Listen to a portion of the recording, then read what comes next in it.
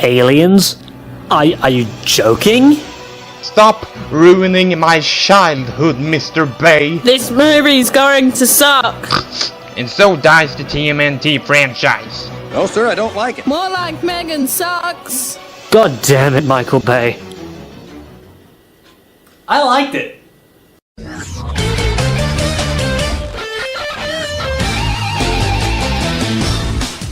Does this film really need an introduction? It's Michael Bay's Ninja Turtles. If you somehow found this video before you heard a damn thing about the movie, you deserve some kind of medal.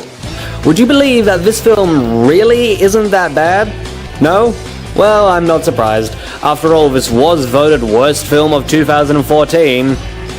Personally, I think that says more about how many awesome movies we got more than anything. But is Teenage Mutant Ninja Turtles 2014 among these great movies? Well, I already said that I think so yeah. And forgive me, I'm going to skim over the first half of the movie. The second half is where things really pick up. New York is under siege by the villainous Foot Clan and their leader, the Shredder. An intrepid reporter, April O'Neil, plans to get to the bottom of it. But when her snooping gets her caught in the gang's crosshairs, she finds herself saved by a quartet of mutant vigilantes. Now they must work together, and it's Ninja Turtles! Come on! I don't think there is a superhero franchise that's more consistent with its introduction stories. Of course, it's not a complete copy of the 1990 film. Like, for example, this film has Will Arnett as Vernon Fenwick. Why? April isn't exactly Channel 6's brightest star this time around, but that's what really pushes her to try and seek out the Foot Clan. She's also run into the unfortunate setback of being played by Megan Fox.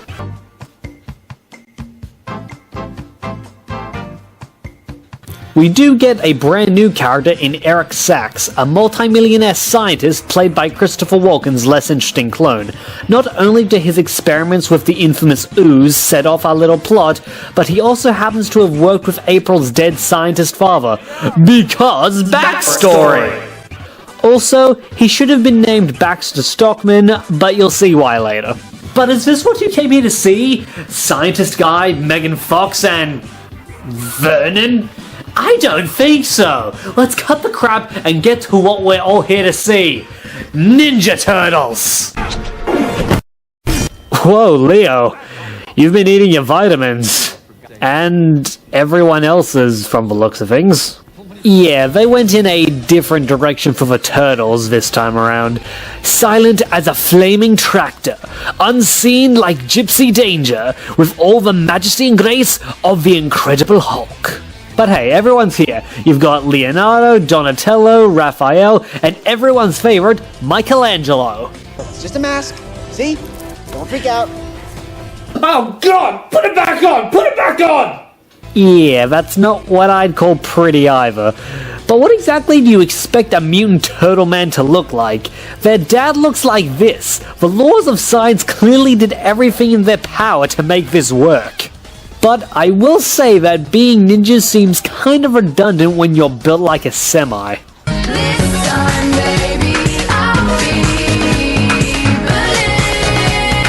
bulletproof. Well, maybe it just depends on what your personal definition of a ninja is. So, what is a ninja? A ninja is a warrior who uses skill, deception, and stealth to take out their opponents and targets, resorting to straight-up combat only when necessary. Well, I don't think sneaking in and poisoning the Foot Clan soup and calling it a day would make for a very fun movie. So, I'll settle for cutting the lights and arriving on a train to take out a dozen men in under a minute. It's not very quiet though.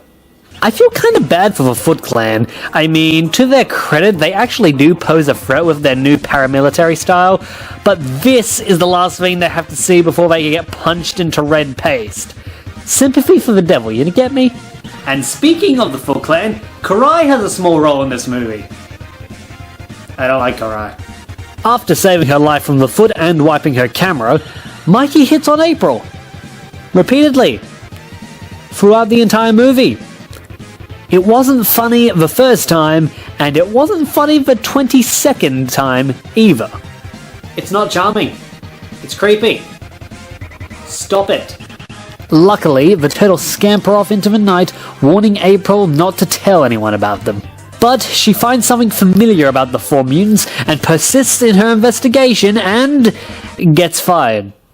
Look, I know she's not a great actress, but that's a little harsh. At least Sax believes her batshit insane story about mutant monsters. I mean, he's rich. Common sense doesn't apply to him. Meanwhile, the turtles get busted by Splinter for going up to the surface without his permission. He delivers the only punishment they truly fear, the Hashi. What is the Hashi? He ain't breaking if Donnie ain't breaking. Experiencing intense nausea, but not breaking. I don't know. As I explained, the film in many ways follows the 1990 movie. After some unfortunate encounters with the Foot, the turtles bring April down to the sewers to meet Splinter, so he has an excuse to explain the origin story. As it turns out, in this version, Splinter and the turtles were actually test subjects used by April's dad and Eric Sachs to try and create a cure-all for chemical poisoning, using the ooze, a substance that comes from outer space. Oh no, the turtles are aliens! Well, that's it. Movie ruined. Come on, everyone, grab your DVDs and start. Wait, this is Turtles Forever. Much better. But uh-oh, it turns out Sax is a bad man working with the Foot Clan. He only wants a cure so that he himself can poison the city and take credit for saving it, leaving Shredder to rule over the wreckage like a god. So Dr. Dad sets fire to their work, and Sax makes him Dr. Dead. I'm glad that I could use this moment to turn the tragic death of a man and the orphaning of his young daughter into a cheap joke. But April manages to save her beloved lab animals just in time and releases them into the sewers, where they begin to rapidly mutate over the coming years. Splinter adopts the younger mutants as his sons, and they come to regard April as their savior and guardian, the Hogosha. Have you accepted April O'Neil as your lord and savior? Yeah, I'm alright with that. Okay, so that explains the turtle, mutant, and teenage part, but where exactly does ninjutsu come into this? In order to prepare them for a world that hates and fears them, Splinter uses a book to teach himself ninjutsu and then teaches it to his sons, giving them focus and discipline. Well, of course, it was books all along. With books, we can accomplish anything. We can live any fantasy. With books, we can bring our dreams to life. So, why am I not a wizard yet? But yeah, this film has no Hamato Yoshi. So instead of a noble and wise father figure, Splinter seems more like some guy having a midlife crisis. Now, you might say this all seems a little convoluted, because it is. But I'm okay with that. The Turtles aren't like Superman or Spider-Man. Yes, they started out as a comic book that introduced all the essential ingredients, but TMNT lives through its adaptations. It turns not following the comic into an art form at this point. So why not? Let's have Hulk Lab Rat Turtles. Back in the present though, with April finding out what a bad man Sax is, she also realizes it may not have been a good idea to tell him about the 4 mutant turtles she found, or accept his card that turns out to be a tracking device.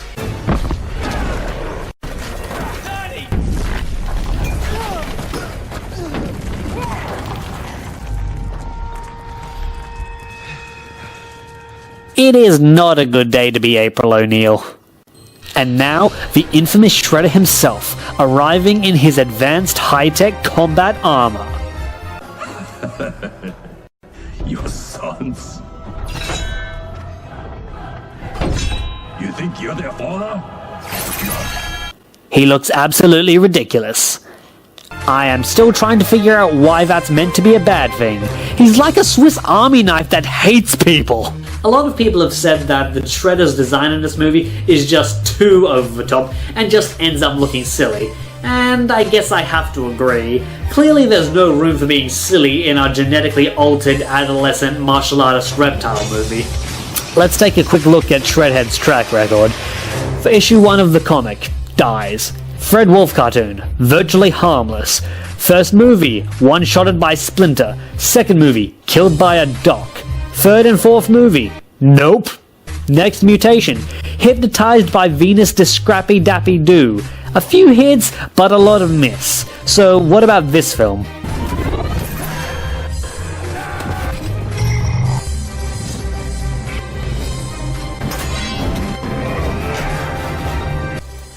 Oh, I think I see what sets this Shredder apart from the previous incarnations. He's f***ing awesome. And can we appreciate the fact that this line even made it into the movie? Well, I mean, sort of. And so, Shredder shreds the old rat as he tries desperately to keep his sons away, to keep them safe, as they desperately try to run in and save their dad. Dad, what are you doing? Hide! No! Save yourself! He's still cool.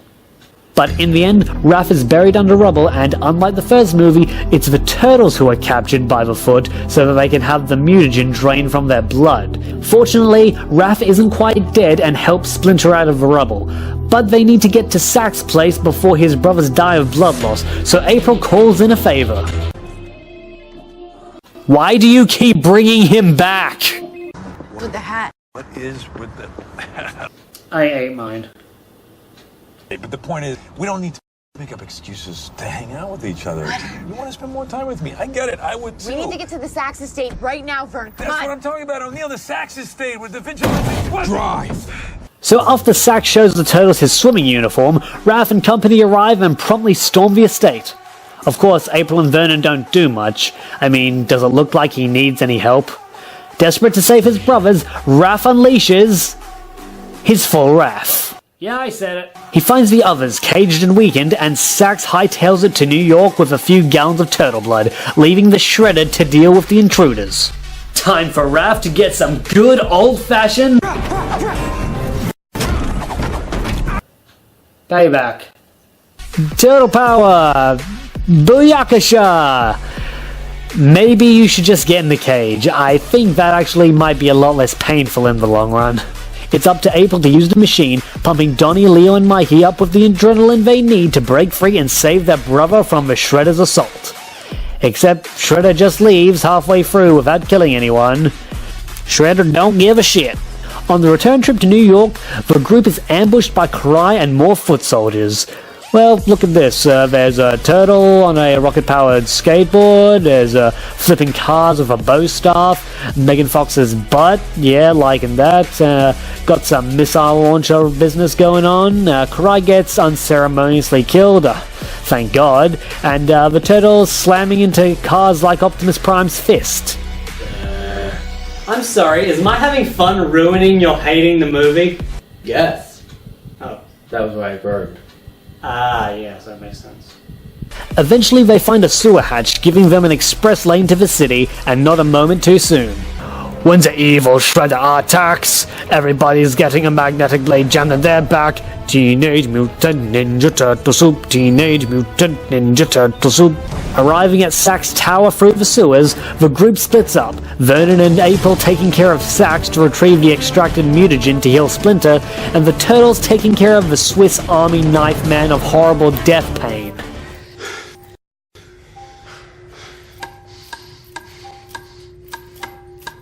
MC Mikey. MC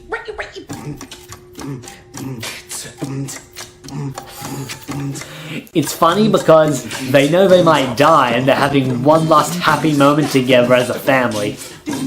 Okay, now it's 4 against 1. I think we all know where this is going.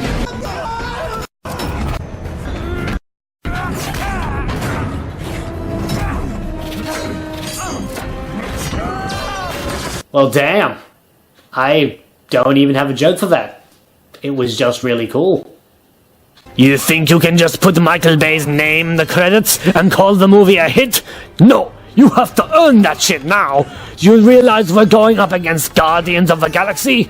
You seen that film? It's got a talking raccoon with a machine gun. Now stop trying to hit me and do something cool for the trailer. Meanwhile, April and Vernon deal with Sax, who has a gun, bumping him right up to significant threat territory. And typically, Vernon runs away. Why was he here again? Stop me. This is history. Vernon! No, not this time.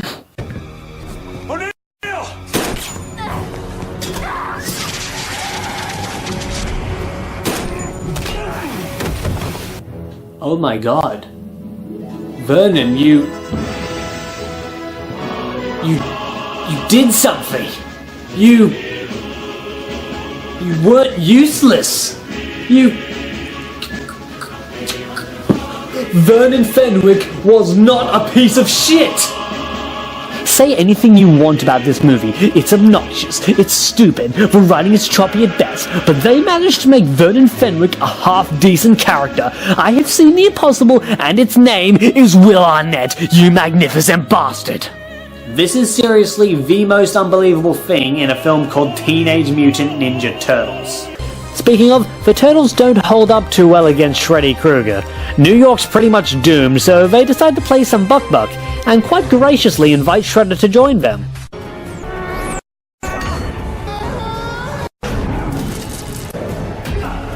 You guys are terrible at this game!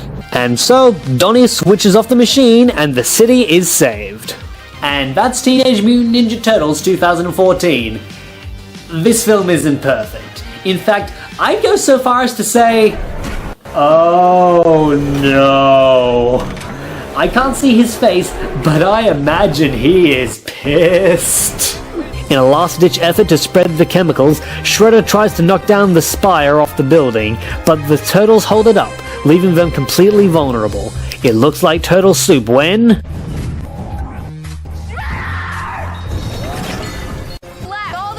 Little girl.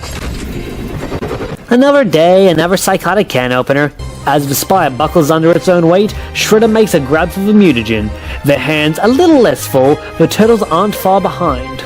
Looks like I'm about to make a lot of Turtle fans very happy. And while the Turtles themselves couldn't stop Shreddertron, they and April do manage to find the one force that can. Gravity.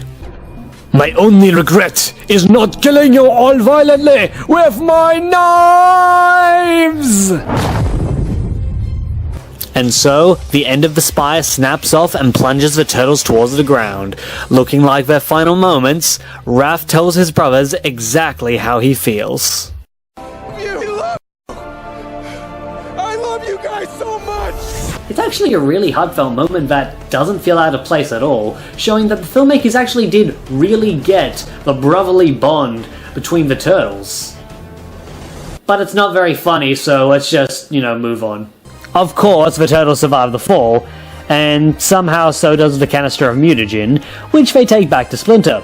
He tells them to believe in the heart of the cards, I guess. But he admits he underestimated them, and believes they are finally ready to visit the surface world without his guidance. The first thing they do is find a car, trick it out, and blow up Vernon's new car. Wow, even when he is a worthwhile human being, the universe still hates him. So, TMNT 2014. Looking at it, yeah, I can see why you might not like this movie. I can see why you might even hate this movie. But I don't. And for a film that I initially had absolutely not a shred of hope for, I'd say that's pretty good. While Michael Bay did not actually direct this movie, you can feel his Palpatine-like presence over the finished product. The film's style is definitely cut from the same cloth. That is, if you washed the cloth for 3 months straight with industrial-strength stain remover. This film has one thing the Transformers films never convinced me they had. Heart. Brash and loud as they were, it took the time to make me give a damn about the Turtles and Splinter. Everyone else? Well, I didn't hate anyone. It's no Avengers or Dark Knight, but it's not offensively bad either. My childhood's intact. Also, the action sequences were really good, but I don't think anyone was doubting that. Now I know in this particular case it might be kinda hard, but stay positive, guys. Green machine gonna rock the town without being seen. Have you ever seen a turtle get down? Slamming and jamming to the new swing sound. Yeah, everybody let's move. Vanilla is filled with a new jack groove. Gonna rock and roll the place with the power of the Ninja Turtle bass. Iceman, you know I'm not playing. Devastate the show what the turtles are saying. Ninja, ninja, rap. Ninja, ninja, rap. Ninja, ninja, rap. Go, go, go, go. Go ninja, go ninja, go. Go ninja, go ninja, go.